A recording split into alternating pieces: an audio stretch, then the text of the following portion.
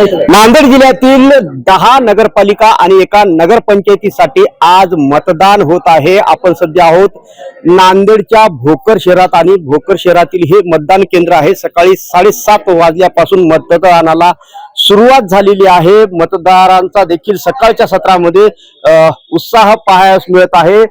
2,45,494 मतदार या आज मतदानाचा हक्क बजावणार आहेत। 11 नगरपालिकेसाठी 291 मतदान केंद्रांवर ही मतदानाची प्रक्रिया पार पडत आहे।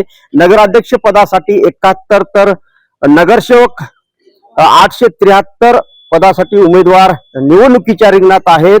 नांदेडमध्ये खासदार अशोक चव्हाण आणि आमदार प्रताप पाटील चिखलीकर यांची प्रतिष्ठा जी आहे ते पणाला लागलेली आहे। सकाळचे हे सत्र आहे। सकाळच्या सत्रामध्ये मतदाराचा उत्साह आपण या ठिकाणी पाहू शकतो आणि यानंतर जसा दिवस जाईल तसा मतदाराची संख्या आणि गर्दी वाढेल असा अंदाज आहे।